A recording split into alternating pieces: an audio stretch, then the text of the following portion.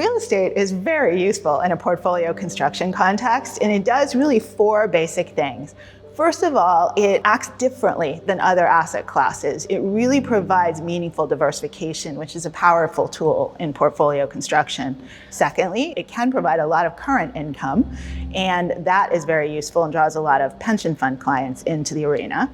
Thirdly, it can provide protection from inflationary shocks, and that goes in and out of favor. And then fourthly, it provides very attractive risk-adjusted returns, and at certain points in the cycle, very attractive higher returns. Margaret, what should investors be thinking about as they consider investing in real estate? Well, first, they need to bear in mind why they're doing it, of these 4 reasons, and we like to understand what their concerns are, what they've thought of, what they haven't thought of, what their pain points are. And then you design a framework, because there are a myriad of choices out there. There's a whole risk spectrum from debt to income earning core, all the way up to higher risk developments. And there are many interesting property types in many geographies around the world. So there's just so many choices. A framework is super helpful. Another really interesting thing about real estate, it's good news and bad news, is that it's a very opaque asset class. Opaque, not transparent, and the bad news is you don't get the kind of publicly available information like you do with stocks and bonds. You have to do primary research to really understand the asset. So you need to be in the markets, understand the asset classes, doing asset level due diligence, doing market level due diligence, and understand what context a certain asset fits into the market from a supply, demand, and use perspective.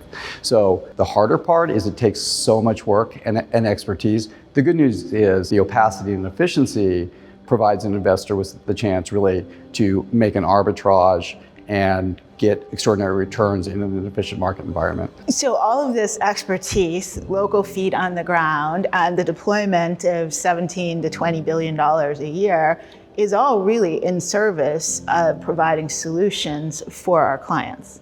Absolutely. We are a solutions provider. We meet with clients and prospective clients and talk to them about what they need. We listen to them and we offer ideas that they may not have thought of about what helps build the right kind of real estate exposures for them. And we've got this kit of tools that we use. And we take those tools and we apply them to build the right solution for our clients. Having the hybrid asset management and advisory model is really useful because we can help them think about their portfolios from a broad top-down perspective and then execute on the advisory side by helping them build the right kind of risk-adjusted returns and solutions across asset types and markets. And then we use our secondaries and co-investment programs really to provide more tactical beta for them. So we can be so useful to clients because we really have this big, diverse global team that's cycle tested that was really purpose built for this. We have people with expertise at underwriting and managing direct assets. We have a consulting team that has experience putting things in context and selecting managers and funds and working with clients, helping them make their own decisions. We have data scientists and data gathering specialists to help address how opaque the industry is and shed some light on that. And we have market research. So we really have all of these pieces working together. We focus on cross-pollination of the skills and teams. Advisory works very closely with our direct investment team, that works closely with market research, that works closely with data science. And we do knit that all together. And we do that across the StepStone platform as well. We have private equity, private debt, real estate, and infrastructure. And there's so much crossover today in the private markets that we work with our colleagues in those other practice areas to really learn the best practices and elements of their asset classes that apply to real estate. Investors' objectives are really changing.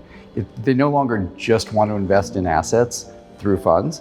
They want more control over their real estate. They want to look at different kinds of real estate opportunities, like investing in real estate operating companies, investing in management platforms. And we can help them do all those things. We can help them navigate those various ways to access the real estate markets that's not in the traditional, we're just buying buildings through a fund manager approach. And this is in a world that's really changing. There's a lot of turmoil and uncertainty, but that is exactly the environment that creates opportunity. And we are well positioned to find that and help our clients take advantage of that as they work to meet their portfolio goals. Absolutely. Always comes back to it, providing solutions for our clients.